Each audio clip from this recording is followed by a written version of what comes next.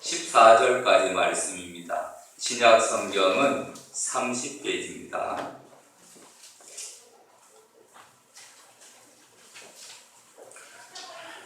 다 찾으신 줄로 알고 마태복음 18장 1절에서 14절까지 한 목소리로 같이 공부합니다. 그때 제자들이 예수께 나와 이르되 천국에서는 누가 크니이까? 예수께서 한 어린아이를 불러 그들 가운데 세우시고 이르시되 진실로 너희에게 이르노니 너희가 돌이켜 어린아이들과 같이 되지 아니하면 결단코 천국에 들어가지 못하리라. 그러므로 누구든지 이 어린아이와 같이 자기를 낮추는 사람이 천국에서 큰 자니라. 또 누구든지 내 이름으로 이런 어린아이 하나를 영접하면 곧 나를 영접함이니 누구든지 나를 믿는 이 작은 자 중 하나를 실족하게 하면 차라리 연자 맷돌이 그 목에 달려서 깊은 바다에 빠뜨려지는 것이 나으니라. 실족하게 하는 일들이 있으므로 말미암아 세상에 화가 있도다. 실족하게 하는 일이 없을 수는 없으나 실족하게 하는 그 사람에게는 화가 있도다. 만일 네 손이나 네 발이 너를 범죄하게 하거든 찍어내버리라. 장애인이나 다리 저는 자로 영생에 들어가는 것이 두 손과 두 발을 가지고 영원한 불에 던져지는 것보다 나으니라. 만일 네 눈이 너를 범죄하게 하거든 빼어내버리라. 한 눈으로 영생에 들어가는 것이 두 눈을 가지고 지옥불에 던져지는 것보다 나으리라. 삼가 이 작은 자 중에 하나도 업신여기지 말라. 너희에게 말하노니 그들의 천사들이 하늘에서 하늘에 계신 내 아버지의 얼굴을 항상 배우느니라. 너희 생각에는 어떠하냐? 만일 어떤 사람이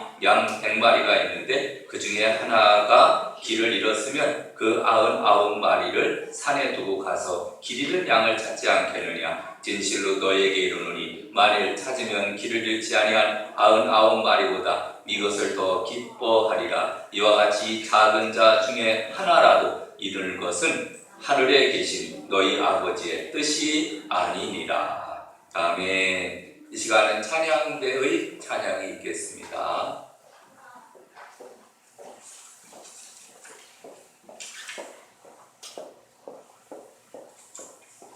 오늘 두 곡 할 건데 어린이주일 맞게 찬양을 준비했습니다. 아시는 분은 같이 박수 치면서 같이 불러주시면 좋겠습니다.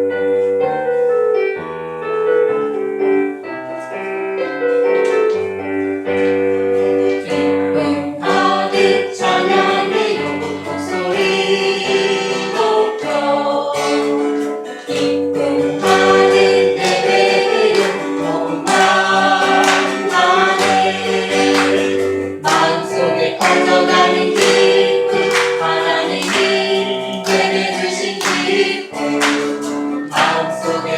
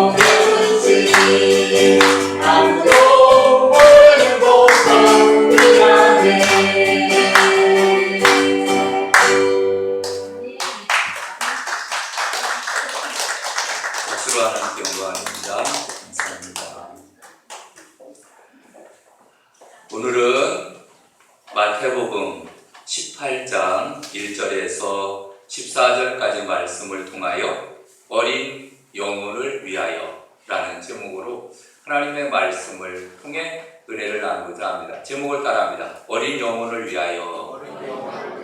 아멘. 우리 말씀 듣기 전에 저 앞에 계신 분들과 인사를 나누도록 하겠습니다. 사랑하고 축복합니다. 사랑하고 축복합니다. 예. 오늘 이렇게 예배에 나오신 모든 분들을 환영하고 축복합니다. 또 대면으로 또 비대면으로 예배를 드리는 곳에도 하나님께서 동일한 은혜를 더하여 주실 줄로 믿습니다. 거룩한 주일날 주일 앞에 주님 앞에 나와 예배 드릴 때 오늘 말씀을 통해 은혜 받으시고 성령 충만, 은혜 충만 받는 시간 되시기를 주님의 이름으로 축원합니다. 아멘. 여러분, 오늘은 어린이 주일로 지키고 있습니다. 오늘 본문에 나오는 말씀을 보게 되면은 제자들이 이제 예수님께 나와서 묻습니다. 예수님, 천국에서는 누가 큽니까? 이때 예수님께서는 누가 크냐에 대해서 먼저 말씀하시지 않고 한 어린아이를 불러서 그들 가운데 세우십니다. 그리고 이렇게 말합니다. 어린아이들과 같이 되지 아니하면 결단코 천국에 들어가지 못하리라. 그러니까 천국에 들어갈 조건이 뭐냐면은 자기들은 제자들은 먼저 우리는 천국에 들어갈 수 있을 거야. 그것을 먼저 전제를 하고 그 다음에 천국에서는 누가 크니까 이렇게 물었거든요. 그랬더니 예수님께서는 천국에 들어가는 자는 어린아이와 같이 되어야 천국에 들어갈 수 있어. 그리고 먼저 그 다음에는 이 어린아이와 같이 자기를 낮추는 자가 천국에서 큰 자리라. 이렇게 그들의 질문에 대답해 주는 모습을 보게 됩니다. 여러분, 사람들은 누구나 인정을 받기를 원합니다. 그리고 예수님께서 이제 가만히 보니까 메시아로 이 땅에 오셔서 정말 이제 앞으로 이스라엘의 왕이 될 것으로 그렇게 제자들은 알았습니다. 왜냐하면 병든 자 고치죠. 귀신도 내어줬죠. 그리고 기적도 행하죠. 오병이어의 기적. 보리떡 5덩어리와 물고기 2마리로 거기 남자만 5,000명, 여자와 아이까지 합치면은 아마 한 2만 명 정도 되는 엄청난 사람들이 다 배불리 먹었다 그런 얘기입니다. 그러니까 예수님이 우리의 왕이 되면은 우리는 살아갈 때 염려하거나 근심하지 않아도 되겠다. 이런 생각들을 가지게 되었습니다. 그러면서 예수님이 왕이 되시면은 그럼 예수님 따라다니는 우리들은 어떨까? 여러분, 이전에 우리나라의 왕 옆에는 좌의정이 있었고 우의정이 있었고 그러잖아요. 오늘날에는 국무총리가 있고 그 다음에 여러 또 이제 장관들이 있듯이 그러면 우리도 그러면은 누가 그러면은 국무총리가 될 거냐, 누가 영의정이 될 거냐, 이런 생각들을 가지고 있었다 그런 얘기입니다. 여러분, 이건 세상 사람들이 똑같이 갖고 있는 그런 생각들입니다. 그래서 이런 생각들을 가지고 있을 때 예수님께서는 먼저 뭐라고 말씀을 하시느냐 하면은 오늘 주시는 말씀처럼 어린아이와 같이 되지 않으면 천국에 들어갈 수 없어. 그리고 어린아이와 같이 자기를 낮추는 자가 천국에서 큰 자니라. 이렇게 말씀해 주고 있습니다.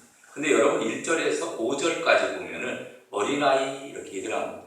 그런데 6절에 보면은 누구든지 나를 믿는 이 작은 자 중 하나를 실족하게 하면 이라고 합니다. 여러분, 어린아이는 헬라어로 얘기하면 파이디온이라는 단어를 사용합니다.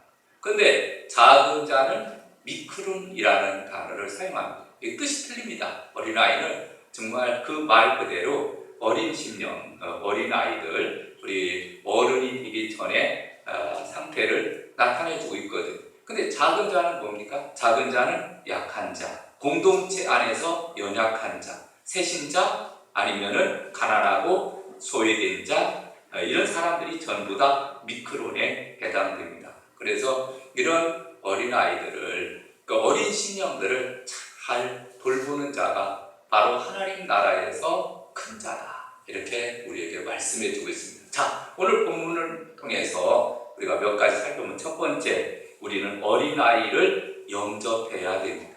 다 같이 따라 어린아이를 영접하자. 아멘. 여러분, 어린아이를 영접한다는 게 무슨 얘기냐면은 어린아이를 예수님처럼 대하라, 이런 뜻을 가지고 있습니다. 그래서 어린아이들을 대할 때 예수님을 대하는 것처럼 그렇게 천사를 대하듯이 대하고, 그리고 그들의 영혼을 구원하는 일에 힘쓰는 것을 나타내 주고 있습니다. 여러분, 아이들을 보면서 저 영혼이, 저 아이가 예수 믿고 구원을 받았으면 좋겠다, 이런 마음을 갖고 그 영혼을 하나님 앞에 이끌어오는 것은 너무 중요하다라는 사실입니다.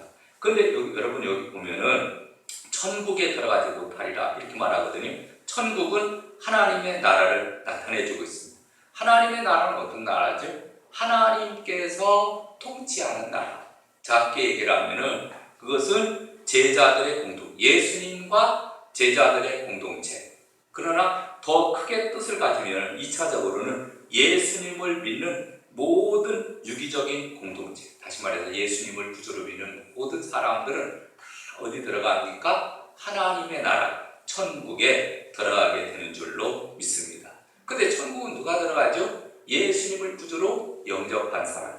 요한복음 1장 12절에 영접하는 자, 곧 그 이름을 믿는 자들에게는 하나님의 자녀가 되는 권세를 주셨으니 이는 혈통으로나 육정으로나 사람의 뜻으로는 하지 아니하고 오직 하나님께로서 난 자들이니라.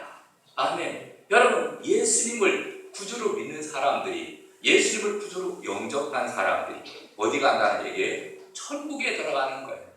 여러분, 오늘 우리 어린이들이 어린이 주일을 맞이해서 이렇게 함께 참여해서 같이 예배를 드리는데 너무 보기 좋습니다. 근데 여러분, 우리 어린이들이 다 이렇게 예배에 참석한 사람들은 다 예수님을 구주로 영접한 아이들인 줄로 믿습니다. 아멘. 예수님을 구주로 영접할 때 그 마음속에 누가 들어가죠? 예수님이 찾아가 주시나, 예수님이 찾아가서 그 어린 심령들을 다스리게 됩니다. 그러면은 그곳에 하나님의 나라가 임하는 거예요. 하나님의 통치가 임하게 됩니다. 그러니까 우리는 모두가 다, 여러분, 예수님을 구주로 영접해서 하나님의 나라를 이루면서 우리는 살아가야 될 줄로 믿습니다. 그렇게 될 때 그 마음과 심령 속에서 이제 터져나오는 것이 있는데 그것이 찬양이고 그것이 기도이고 그리고 말씀을 사모하는 그러한 역사가 일어나게 되는 줄로 믿습니다. 마태복음 21장 16절에 보니까 어린아기와 젖먹이들의 입에서 나오는 찬미를 온전케 하셨나이다 함을 읽어본 적이 없느냐, 이렇게 말씀해 주고 있는데, 여러분, 예수님께서 이제 예루살렘에 입성을 하셔서 성전에 들어갈 때 이제 그 아이들이 막 나와가지고 호산나 다윗의 자손이여 찬송하리로다. 아이들은 순수하잖아요. 그러니까 예수님한테 찬양하고 경배하는 것을 보게 됩니다. 오히려 좀 안다고 하는 서기관, 바리새인들, 이런 사람들은 어떻게 하든지 예수님이 인기가 올라가면은 자기들의 인기가 내려가니까 예수님을 흠잡고 예수님을 깎아내리려고 했지만 아이들은 그렇지 않은 거예요. 우리의 구주로 메시아로 오신 예수님을 찬양하고 경배하고 영광을 올려. 여러분, 우리도 마찬가지. 어린이 주일을 맞이하면서 여러분, 우리도 예수님 아무런 의심 없이 예수님 영접하시고, 아멘. 그리고 하나님 마음껏 찬양하며 믿으며 의지하며 살아가시기를 주님의 이름으로 축원합니다. 아멘. 다른 그 어떤 것이 필요 없어요. 여러분, 어린아이와 같이 순수한 마음 가운데 예수님을 영접하는 그 순간 주님이 우리 안에 찾아와 주시고 은혜를 베풀어 주시고 축복해 주시는 줄로 믿습니다. 그리고 그런 심령 가운데 하나님 역사하십니다. 여러분, 예를 들면 구약성경에 보면은 다윗과 골리앗에 대한 이야기가 나옵니다. 골리앗은 블레셋이라는 나라의 장군이었습니다. 키도 큽니다. 그리고 갑옷도 입었습니다. 긴 배틀체와 같은 그러한 창자루를 가지고, 그리고 이제 이스라엘 백성들을 향해서 외칩니다. 너희 가운데 나하고 겨루어서 이길 수 있는 사람이 있으면 나와봐라. 그리고 사시는 하나님을 모두가 압니다. 근데 그때 마침 다윗이, 이제 다윗은 용사가 아닙니다. 그는 형들에게 먹을 음식을 가지러 왔다. 사시는 하나님을 모독하는 그러한 블레셋의 장군 이 골리앗을 보면서 불이 막 일어나게 됩니다. 그리고 사울 왕에게 나아가서, 왕이여, 내가 저 골리앗과 싸우겠습니다. 그랬더니 사울이 기특하게 여겨서 갑옷도 막 줍니다. 그랬더니 갑옷을 주니까 이 어린 다윗이 입으니까 갑옷이 걸리적거려가지고 이게 뭐 제대로 싸울 수가 없는 거예요. 사울 왕은 키가 크지 않습니까? 그게 다 벗어제치고 그 다음에 물맷돌 들고 그리고서 달려가서 네가 모독하는 만군의 여호와의 이름으로 내가 네게 나아가노라 달려갑니다. 그리고 물맷돌을 던지니까 하나님이 역사하셔서 이 골리앗의 그 갑옷이 없는 이 투구에도 보면은 그 투구가 안 쓰여져 있는 그 정수리에 정확하게 맞는 거예요. 하나님이 도와주시니까. 그래서 그 골리앗이 쓰러지게 되어지고 골리앗의 칼을 뽑아서 골리앗의 목을 자르고 하나님을 위해라 외치잖아요. 여러분 다윗이 그 골리앗과 어떻게 싸우겠습니까? 그 순수한 거예요. 하나님을 위하는 그 열심, 그 순수한 마음을 가지고 나아가니까 하나님이 도와주시고 함께 주시는 줄로 믿습니다. 여러분 4센트짜리 교회라는 그 교회가 있습니다. 미국에 4센트짜리 교회라는 교회가 있는데 웅장하고 아름다운 교회당에 왜 4센트짜리 교회라는 별명이 붙었는가 하면은 4살짜리 어린아이에 솔선적인 봉헌이 있었기 때문이었다고 합니다. 그래서 이 교회당이 아주 낡았습니다. 그래서 교인들이 모여서 이제 회의를 합니다. 그리고 마지막으로 교회를 건축하기로 그렇게 결정을 합니다. 그리고 헌금하는 순서를 갖게 됩니다. 그런데 그 교회당을 멋있게 짓다가 보니까 헌금을 해야 되는 액수가 너무 많았습니다. 그래서 서로 눈치만 보고서 그리고 돈을 바치기를 꺼려했습니다. 교회 안에는 미묘한 정적과 긴장이 돌았고 이때 겨우 4살밖에 되지 않은 한 어린아이가 정적을 깨뜨리고 강단 앞에 올라가서 목사님께 부탁합니다. 그리고 고사리와 같은 손을 펴서 쥐고 있던 1센트짜리 동전 4개를 목사님 앞에 내놓았습니다. 목사님, 이 돈은 우리 엄마가 나 사탕 사 먹으라고 주신 돈이에요. 사탕 사 먹는 것보다 이 돈을 하나님께 바치는 것이 더 좋을 것 같아서 하나님 앞에 드립니다. 그리고 4센트 사탕 사 먹을 값을 하나님 앞에 드렸다고 합니다. 그랬더니 거기 안에 있던 어른들 그리고 많은 성도들이 은혜를 받은 거예요. 저 아이도 사탕, 여러분 아이들이 얼마나 사탕 좋아합니까? 그리고 사탕 먹고 싶어 합니까? 근데 그거를 꾹 참고 그리고 그 사탕 사 먹을 돈을 갖다가 하나님 앞에 헌금을 드리는 모습을 보면서 감동을 받게 됩니다. 그래서 이제 어떤 사람은 자동차를 사야 되겠다 이렇게 생각했던 사람들도 턱턱 내려오면서 성전 건축이 이루어지게 되었고 성전이 아름답게 지어졌는데 그 성전의 이름을 4센트짜리 성전이라고 그렇게 이름을 4센트짜리 교회라 이렇게 이름을 지었다고 합니다. 여러분 하나님 앞에 순수한 마음으로 헌신하는 이러한 어린아이를 통해서 하나님의 역사가 나타나게 된 줄로 믿습니다. 아멘. 그 다음 두 번째로는 어린아이처럼 낮추고 겸손한 자가 되어야 됩니다. 다시 따라합니다. 어린아이처럼 낮추고 겸손한 자가 되자. 아멘. 여러분 오늘 본문을 볼까요?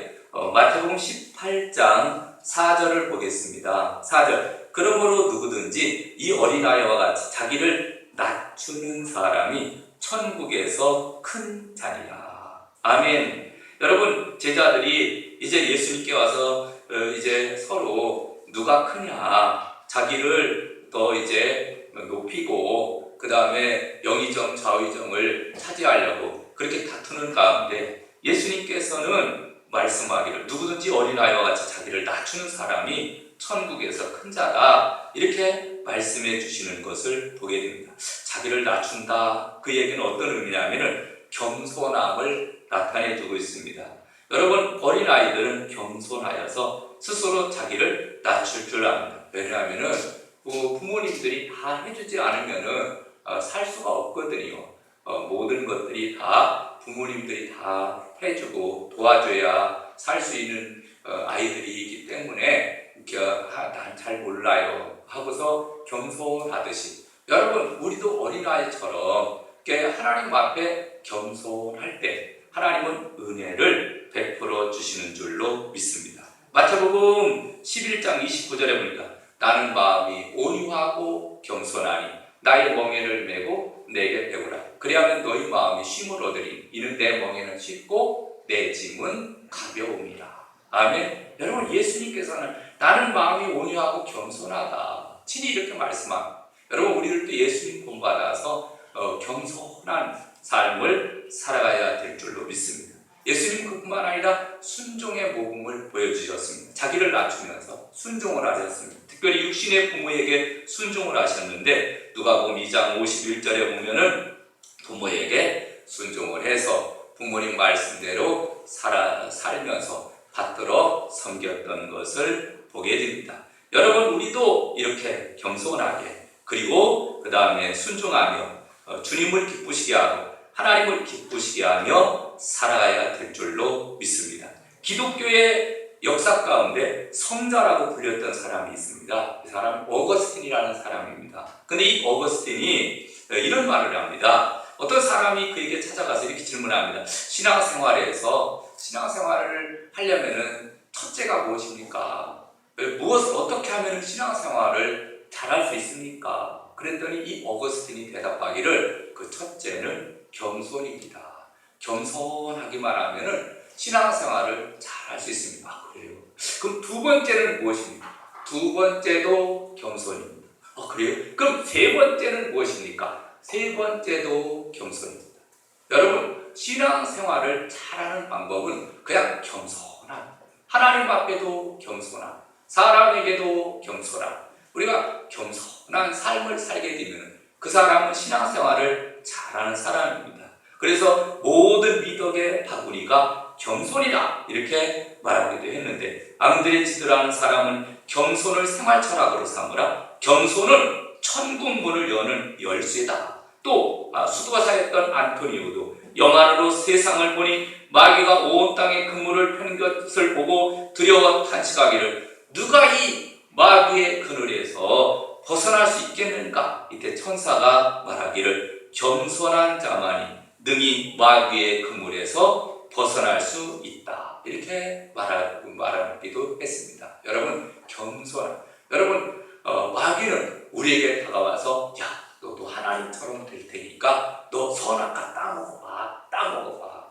여러분 천사 중에 제일 천사가 어떤 천사입니까? 이게 바로 루시퍼 아닙니까? 그래서 하나님을 찬양하는 천사예요. 그런데 뭇별 위에 나의 보좌를 높이리라. 자기가 하나님처럼 되려고 하다가 결국은 마귀가 되었고 그의 쫄개들을 이끌고 세상으로 쫓겨나지 않습니까? 여러분 교만하면은 패망의 선봉이고 그 다음에 겸손은 존귀의 앞잡인 줄로 믿습니다. 그러니까 우리가 늘 겸손하고 그 다음에 순수하고 여러분 이 어린아이들을 보게 되면은 이게 참 순수한 것을 보게 됩니다. 그래서 이 어린아이들은요 작은 것을 보면서도 막 놀고 그 다음에 깔깔거리고 웃습니다. 종이 조각 하나를 가지고 떨어진 단추 하나, 나뭇가지 하나, 기어다니는 곤충 하나도 신기한 장난감이 되는 거예요.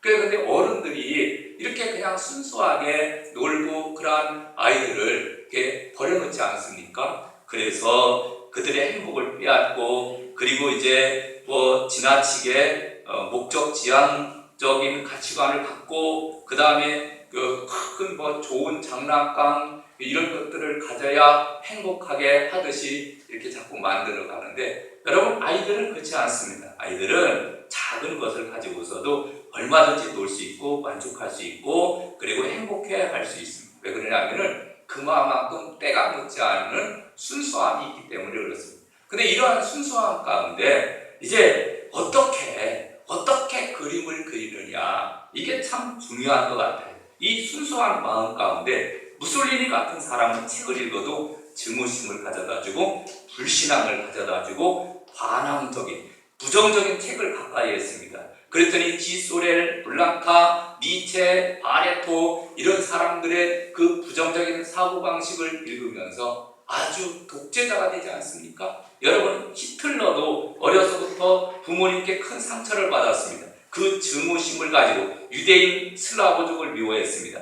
유태인들만 600만 명을 죽였다는 거예요.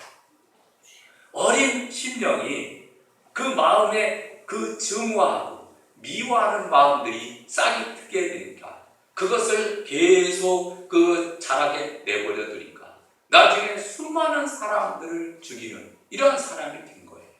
근데 여러분, 어린이들은 순수하잖아요. 근데 이 어린이들이 순수한 마음을 잘 다스려주게 되면 훌륭한 사람이 될 수 있어요. 예를 들면 링컨 같은 사람, 어려서부터 농사지는 부모 밑에서 고생을 했습니다. 통나무 집에 살면서 땀 흘리며 일했습니다. 잘 먹지도 못하고 입지도 못하고 어려웠지만 주일이면은 부모님과 함께 깨끗한 옷을 입고 교회에 가서 하나님의 말씀을 들었습니다.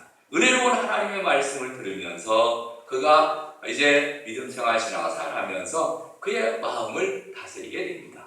그래서 결국은 위대한 미국의 대통령으로서 길이 빛나는 것을 보게 됩니다. 여러분, 우리 마음을, 이 순수한 우리 마음, 어린이의 그 순수한 마음을 무엇으로 채우느냐, 너무 중요합니다. 시카고 대학에 대한 얘기를 한번 해볼까요? 시카고 대학은 록펠러가 세운 학교입니다. 1892년부터 1929년까지 40년 동안에는 상류대학이었어요. 상류대학. 그런데 1929년에 로버트 허친스라는 분이 총장으로 구입하면서 이 대학은 일약 세계적인 대학이 되었습니다. 근데 이 총장님이 오셔서 한 것이 있습니다. 모든 학생들에게 위인전, 고전, 훌륭한 사람들의 책을 읽게 했습니다. 그리고 졸업 조건이 뭐냐면은 100권의 위인전을 읽어라. 그리고 독후감을 써라. 그것이 이 사람이 그 시카고 대학에서 요구하는 거였어요. 그래서 맨 처음에는 아이들이 이제 10권, 20권, 30권 위인전을 읽습니다.